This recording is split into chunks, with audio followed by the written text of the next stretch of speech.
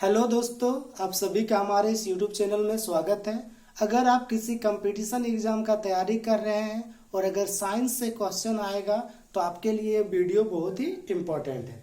आज हम लोग इस वीडियो में प्रकाश के बारे में डिस्कस करेंगे कि प्रकाश क्या होता है।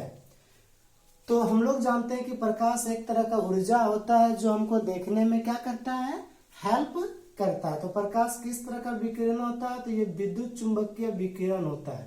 विद्युत चुंबकीय विकिरण होता है जो हमको देखने में क्या करता है, हेल्प करता है। इलेक्ट्रोमैग्नेटिक रेडिएशन, जो प्रकाश होता है वो मेरा इलेक्ट्रोमैग्नेटिक रेडिएशन के जैसा होता है जो हमको देखने में क्या करता है, हेल्प करता है। ठीक है। अब प्रकाश जब एक जगह से दूसरे जगह ट्रेवल करता है तो प्रकाश को एक जगह से दूसरे जगह जाने के लिए माध्यम की आवश्यकता नहीं होता है। Light do not require any material medium for their propagation. That means जो लाइट होता है वो तीनों मीडियम में ट्रेवल कर सकता है। ठोस में भी कर सकता है, जो लाइट होता है तीनों में भी कर सकता है। गैस में भी कर सकता है, द्रव में भी कर सकता है और ठोस में भी कर सकता है, साथ ही साथ निर्वात में भी कर सकता है। तो यहाँ से क्वेश्चन बन सकता है कि प्रकाश का चाल सबसे अधिक किस में होता है। तो जो प्रकाश का चाल होता है सबसे अधिक किस में होता है, निर्वात में। और प्रकाश का चाल सबसे कम किस में होता है, ठोस में। दैट मीन्स प्रकाश का चाल सबसे अधिक होता है निर्वात में, फिर गैस में, फिर द्रव में, फिर ठोस में। और जो प्रकाश का चाल होता है, प्रकाश का चाल निर्वात में कितना होता है, तो प्रकाश का चाल निर्वात में होता है 3 × 10⁸ मीटर पर सेकेंड। निर्वात को हम लोग वैक्यूम बोलते हैं। ठीक है। तो दैट मीन्स वैक्यूम में लाइट का स्पीड क्या होता है, सबसे ज्यादा होता है 3 × 10⁸ मीटर पर सेकेंड। लाइट को ट्रेवल करने के लिए किसी भी मीडियम का आवश्यकता नहीं होता है। लेकिन जब लाइट एक मीडियम से एक जगह से दूसरे जगह तक जाता है तो कौन सा तरंग के जैसे जाता है, अनुप्रस्थ तरंग के रूप में ट्रेवल करता है। दैट मीन्स लाइट किसके जैसा ट्रेवल करके जाता है, ट्रांसवर्स वेव के जैसा। दैट मीन्स जो लाइट होता है, लाइट कौन सा तरंग के जैसा बिहेव करता है, ट्रांसवर्स वेव के जैसा, जिसको हिंदी में हम लोग क्या बोलते हैं, अनुप्रस्थ तरंग। ठीक है।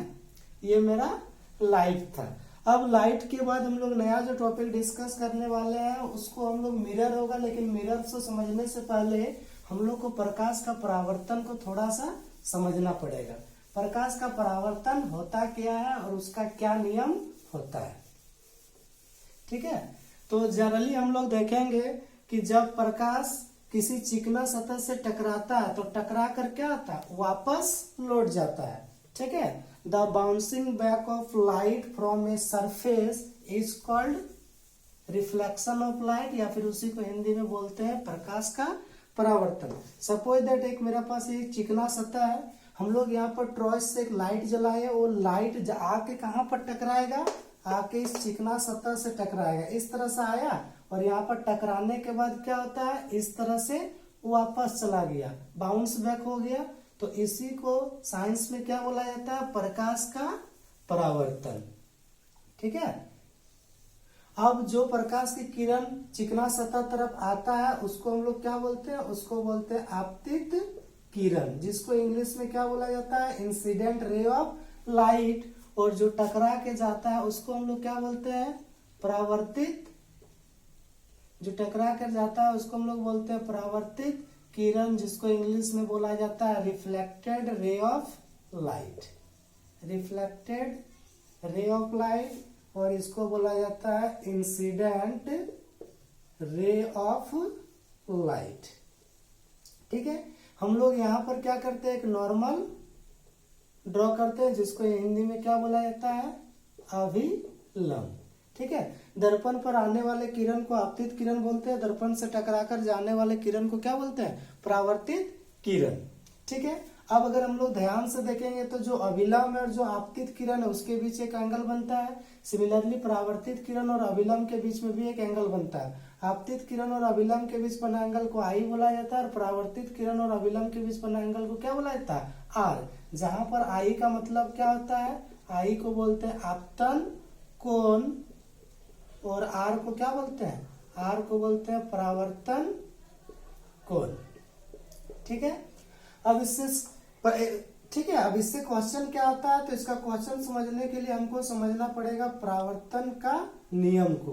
प्रकाश के परावर्तन का नियम क्या है, तो प्रकाश का परावर्तन का नियम क्या कहता है कि आपतित किरण, परावर्तित किरण और आपतन बिंदु पर, इस बिंदु को आपतन बिंदु बोला जाता है, आपतन बिंदु पर डाला गया अभिलंब तीनों किस में होता है, एक ही तल में होता है। दैट मीन्स आपतित किरण भी इसी चिकना सतह पर है, परावर्तित किरण भी इसी चिकना सतह पर है और अभिलंब भी इसी चिकना सतह पर, और चिकना सतह क्या है, एक ही है, तो तीनों क्या होता है, एक ही तल में होते हैं। और दूसरा नियम क्या कहता है कि आपतन कोण का मान और परावर्तन कोण का मान हमेशा क्या होता है, बराबर होता है।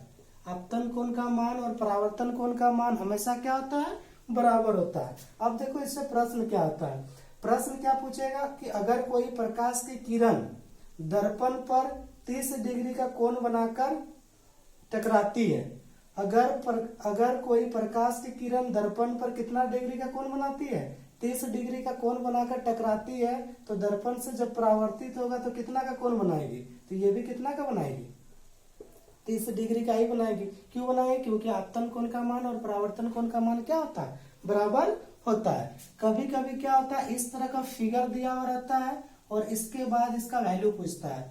सपोज दैट यहाँ वाला लिख दिया, अगर यहाँ वाला 30 डिग्री लिख दिया और आपसे पूछेगा कि आर का वैल्यू कितना है, तो कैसे पता है, तो हम लोग जानते हैं कि ये अभिलंब है और ये तल है, दोनों के बीच में एंगल कितना बनता है, अभिलंब में दैट मीन्स 90 डिग्री बनता है, और यहाँ पर फिगर में इधर वाला कितना दे दिया है 30 डिग्री, तो इधर वाला कितना हो गया 60। दैट मीन्स जब आई का वैल्यू 60 आ जाएगा तो आर का भी वैल्यू कितना होगा 60 होगा।